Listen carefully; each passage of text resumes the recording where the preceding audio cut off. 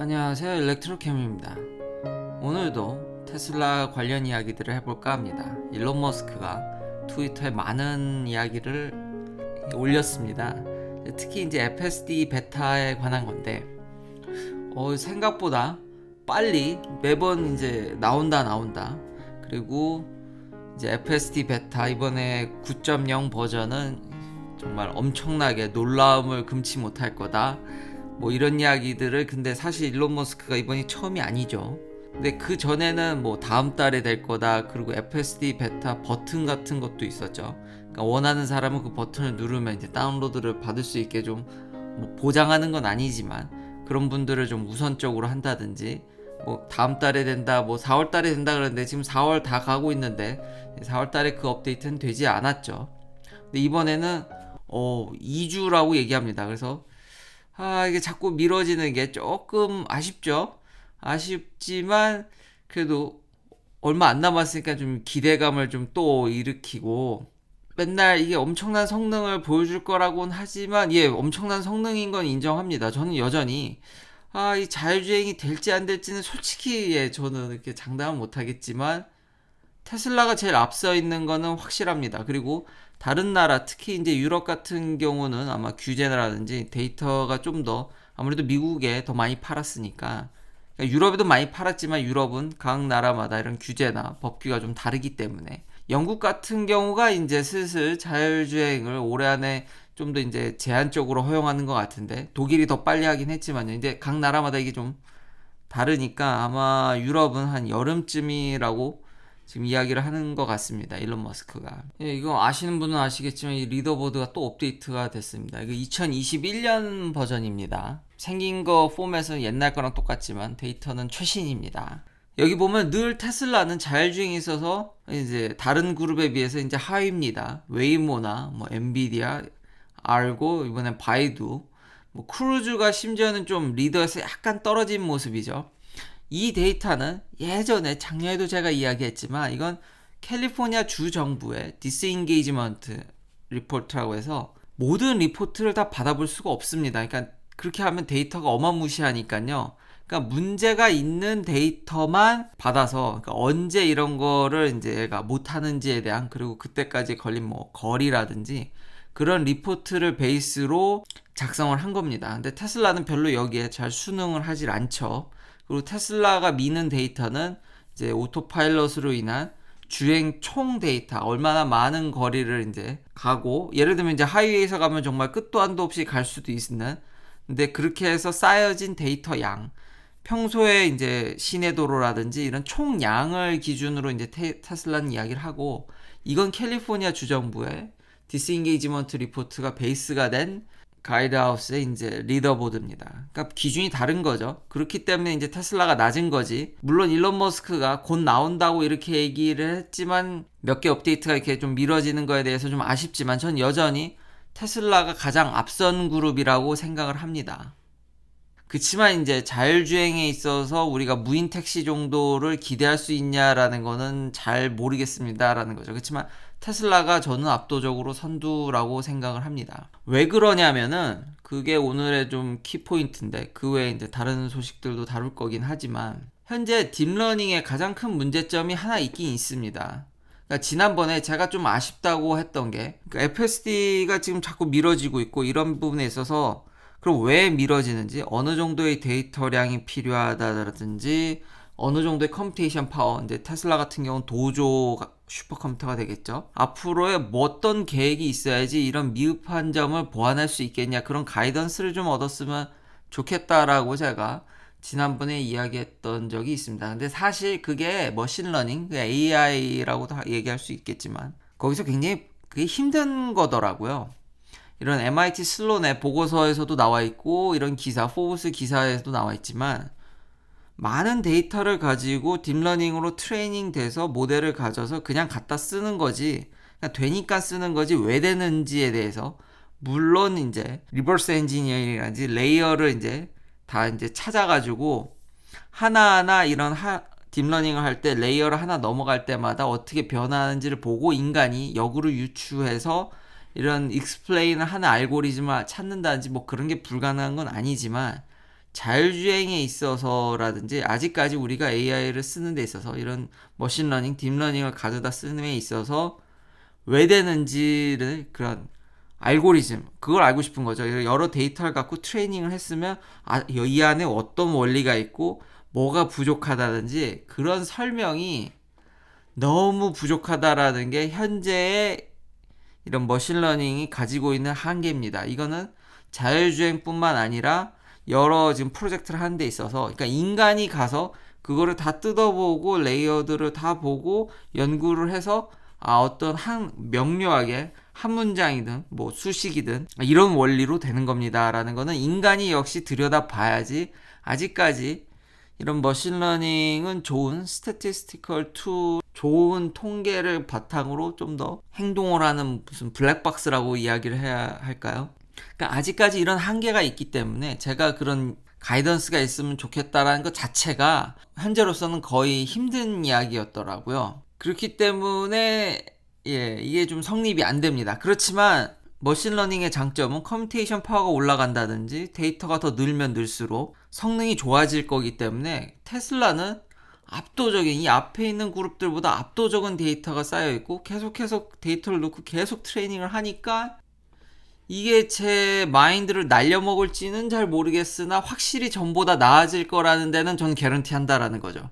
확실히 진보할 겁니다. 그러니까 테슬라는 늘 진보하는 모습이 보여질 거라는 거죠. 그건 확실합니다. 그건 개런티 할 수 있는데 그게 우리가 이제 사람들 눈높이가 너무 높아져가지고 거기까지 올 수 있냐 없냐 거기에 좀 문제가 있는 거죠. 그렇지만 전보단 나아질 거고 되도록이면은 저도 빨리 이 혜택을 왜냐면 제대로만 쓴다라고 하면은 안전성에 있어서는 최고를 보여줄 거기 때문에 그래서 그런 면에 있어서 왜냐면 이 앞그룹도 다 딥러닝을 안 쓰는 게 아니거든요.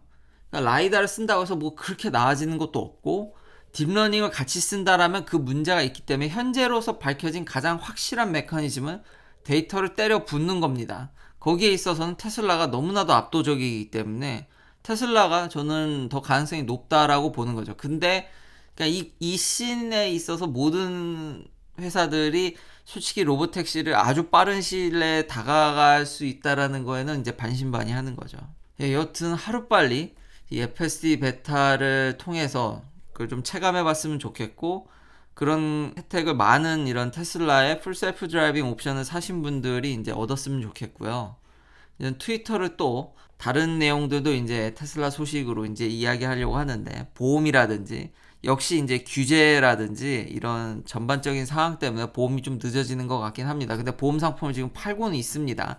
근데 이제 모든 미국에 팔고 있진 않은 것 같지만 올해 안에 되도록 많은 주에 이제 뿌리려고 하는 것을 이제 일론 머스크가 다시 한번 이야기를 했고요. 자, 재미난 이제 테슬라 팬분들이 이런 장난도 하셨는데 자꾸 그러니까 테슬라가 현재 리딩하는 그룹 아까 말했듯이 사람들이 저렇게 이야기를 하지 않더라도 화제가 된다라든지 뭐 이런 기술적인 해석이라든지 여러모로 테슬라가 이런 자율주행 씬에 있어서 리딩하는 건 맞습니다. 그래서 이렇게 공격을 많이 당하는 거지. 제가 말씀드렸듯이 운전자를 완벽히 모니터링하는 시스템은 없죠. 그래서 팬분들이 트위터에 이런 것도 올립니다. 이제 벤츠의 주행 보조를 키고 이제 나름 이제 하이웨이에서 어느 정도 라인 센터링은 되니까 그걸 하면서 운전자가 이렇게 자는 모습을 올리기도 하고요. 얼만큼 보편화됐냐의 문제인 거지. 테슬라 차량들이 워낙 많이 팔리고 테슬라의 그런 주행 보조가 월등히 좋고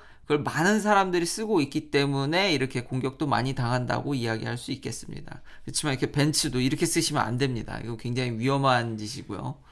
그렇지만 벤츠도 이런 문제가 있죠. 왜 컨슈머 리포트는 이거는 제재 안 하는지 이 트위터에 밝혔듯이 이분 말씀대로 왜 컨슈머 리포트는 지금 벤츠의 저런 주행 보조 장치에 대한 문제점을 제기하지 않는지 궁금하네요. 자, 이래나 저래나 다른 이제 이런 경쟁사들 소식을 보면 참 전기차에 있어서 아직 미국에 있어서는 테슬라 말고는 그렇게 딱히 선택지가 없고 어떤 전기차 회사로서의 가능성도 참 테슬라밖에 참 기대를 걸 만한 회사가 없다라는 게 기존 참 내연기관들은 갈 길이 참 멉니다. 이 노조와의 관계도 여전히 심지어 이제 노조가 어제 얘기했듯이 배터리 공장에도 이제 영향력을 미치려고 한다라고 알려드렸죠. 기존 내연기관 회사들과 이 노조는 참 복잡한 관계입니다. GM도 왜 이러는지 잘 모르겠는데, 근데 확실히 미국에서 공장을 운영하기가 쉽지 않다라는 반증이기도 하죠. 이 기사 내용은 GM이 지금 멕시코에, 포드도 사실은 멕시코에서 마기를 생산합니다. 근데 GM도 $1 빌리언 정도, 그러니까 1조 원이죠. 하나로 치면 대충. 그걸 멕시코에 전기차를 생산하는 거를 이제 투자를 하려고 하는 것 같습니다. 그러니까 이제 노조가 화가 났죠. 거기다가 이제 노조의 성명에 보면은 야, 이거 대통령이 지금 미국 내 인프라스트럭처라든지 좀 대대적인 지원책을 펼치는데 너 지금 미국 내 안 하고 이게 뭐 하는 거냐라고 이제 화를 이제 표시했다라는 겁니다. 그만큼 지원을 받아도, 보조금을 받아도 미국 내에서 전기차를 생산하는 게 쉽지 않다라는 이야기로도 저는 들립니다. 그만큼 테슬라가 무지막지하게 대단한 겁니다. 테슬라는 미국에서 엄청나게 많은 양의 차를 생산해서 미국에서 파는 것뿐만 아니라 미국 바깥으로 수출도 하죠. 한국에 만들어서 지금 수출되는 차들은 다 메이드 인 USA입니다. 테슬라의 그런 원가 절감 능력, 이런 면들 대단한 기업이라는 게 여기서 이제 반증돼서 나눠오는 거죠. 아직 경쟁사들은 여전히 허덕이고 있습니다. 이런 노조 관계가 청산이 잘 안 되면은 여전히 발목 잡혀서 힘들 것 같고요. GM에 관해서 재미난 사실을, 그리고 이렇게 GM 차가 불타는 거에 대해서 왜 다들 그렇게 클레임을 안 거는지, 이게 잊을만 하면 다시 나오는, 이제 GM 볼트, LG 화학 이제 배터리가 홀라당 타먹어서 코나 EV뿐만 아니라 GM 볼트도 문제가 심각했습니다. 그거에 대한 해법을 오늘 내놨거든요. 한국에서 코나에 이제 조치한 그 리콜과 크게 다르지 않습니다. 이게 GM의 리콜도 똑같습니다. 서비스 센터 딜러십에 가셔서 문제가 있으면 이제 배터리를 갈아주고요. 그리고 배터리를 모니터링하는 이런 소프트웨어도 업그레이드가 됩니다. 그래서 그전에는 임시 방편으로 90%만 충전하라 그랬는데 이 조치를 당하면 이제 100%까지 이제 해결이 되는 거죠. 그러니까 문제가 있으면 셀도 바꿔주고 소프트웨어도 바꿔주고 뭐 적절한 조치가 이제 들어가는 건데, 뭐 다들 한국에서 이거는 현대 코나 EV 때문에 잘 아실 텐데, 제가 이걸 왜 가져왔냐면 이게 2017년 2018년 모델이면 저도 이해가 됩니다. 그러니까 굳이 뭐 이걸 또 얘기할 필요는 없겠죠. 그게 썩 좋은 얘기도 아닌데, 근데 2019년 모델도 리콜에 들어갔다는 겁니다.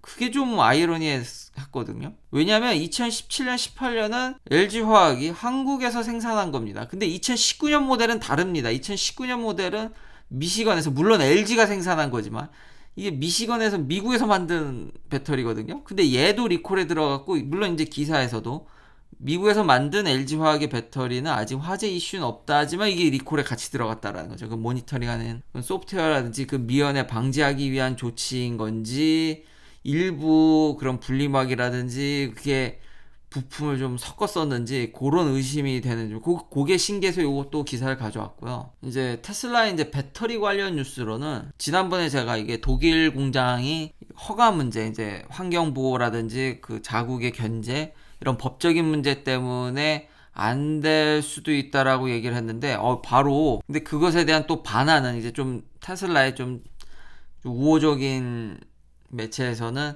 차량을 생산하는데, 그리고 일론 머스크도 어떻게든 그 목표는 맞추겠다는 한 뉘앙스로 자꾸 이야기를 하니까, 현재로서는 이제 그런 허가 문제가 있지만 그게 모든 전체 공장의 허가 문제는 아니라는 겁니다.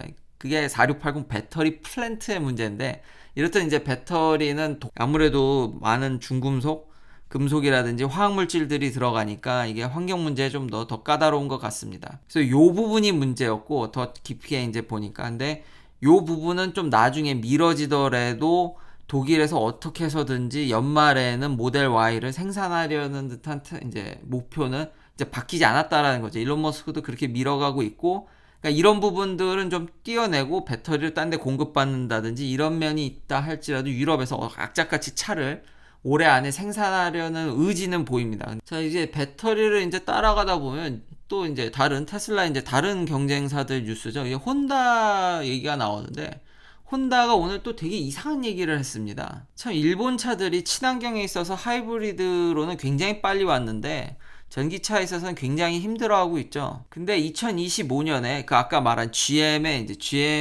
전기차 브랜드가 울티엄이거든요. 그 배터리가 LG화학이랑 합작해서 만들려는 그 셀 브랜드 이름이 울티엄인데, 그거를 GM만 갖다 쓰는 게 아니라 혼다도 갖다 쓰겠답니다. 2024년, 2025년에 그거를 같이 나눠서 같이 공용해서 그 플랫폼을 공용해서 혼다의 차를 한 두 개쯤 만들 생각이라는 거죠. 이렇게 하면 이게 경쟁력이 있을까? 어제도 얘기했듯이 여기에 이윤이 굉장히 박한데 지금 플랫폼을 공유해서 GM이 만든 배터리, 그러니까 결국 LG의 배터리가 혼다에도 들어가겠다는 건데 이게 의미가 있는지를 잘 모르겠습니다. 그래서 굉장히 챌린지하다는 기사가 떴고요. 그 이면에는 혼다나 이제 토요다가 이제 수소에 대한 투자 그런 것들을 놓칠 못하고 있어가지고 노조면 노조 문제, 방향성이면 방향성 문제. 그쵸. 근데 이 채널은 제가 워낙에 전기차를 좋아하기 때문에 지금 전기차가 대세같이 보이고 전기차가 저도 아주 유력하다고 보지만 만에 하나 이제 수소차나 이런 데로 가게 되면 저는 제가 얘기했던 건 다 그냥 아무것도 아닌 게 되죠. 그건 염두에 두셔야 될 것 같고요. 그렇지만 아직까지도 지금 이런 노선 문제들, 그러니까 수소차에 대한 미련을 못 버리고 있기 때문에 지금 이런 허둥지중하는, 그러니까 일본 차들이 어느 정도 위기에 좀 봉착했다고 저는 생각이 됩니다. 기존의 이런 자동차로서의 노조 문제라든지 이런 수소 문제를 제대로 해결 못하면은 상당히 뒤처지게 되고 자칫 잘못하다가는 정말 대변혁에 휩쓸려서 이런 일본 차도 저 세상으로 갈지도 모르겠네요. 그나마 토요다는 솔리드스테이트 배터리를 일찌감치 투자를 해서 특허라도 많이 갖고 있는데 혼다는 어떨지 참 걱정이 좀 됩니다. 자, 마지막으로 폭스바겐은 그냥 소소한 뉴스로 이게 또 웃겨서 요즘 이상한 일들이 참 많이 벌어지던데 이걸 어떻게 저도 이야기할지 엮어야 될지. 그 폭스바겐이 볼스바겐이라는 이런 장난을 쳤었죠. 우린 전기차로 그만큼 가겠다라는 의지를 피력하는. 그래서 이게 좀 이제 페이크였죠. 이제 에이프릴 풀데이라서, 그러니까 4월 1일 그 만우절이죠. 그 장난쳤다가 많은 사람들한테 욕을 오지게 먹었는데 이게 저는 왜 신기하냐면은 폭스바겐이 미국에 상장되진 않았거든요. 독일에 상장된 회사인데 미국의 증권 관련된 이제 SEC죠. 익스체인지 커미션이 왜 이거를 조사하는지. 아무래도 그래도 미국 내 이제 직접적은 아니지만 이게 미국에 상장된 회사가 아니니까요. 폭스바겐이 그래도 간접적으로 유럽이나 폭스바겐에 투자하는 금액이 있어서 이거를 조사하는 건지, 뭐 물론 폭스바겐 아메리카가 영어로 이 성명을 냈기 때문에 조사 대상이긴 한데 어쨌든 독일에 상장된 회사인데 이제 미국에 조사를 받게 된답니다. 이렇게 조롱당하지 말고 좀 차를 잘 만들어줬으면 좋겠습니다. ID4 리뷰가 그렇게 썩 좋지 않고, 그러네요. 조사당할 만 하겠네요. Actually, it's not actually called Volkswagen이니까 그렇게 불릴 수 없는 거니까 거짓말을 했네요. 다음에는 좀 더 나은 버전의 차를 기대하도록 하겠습니다. 긴 영상 시청해주셔서 감사합니다. 내일도 테슬라 관련 이야기들로 찾아뵙겠습니다.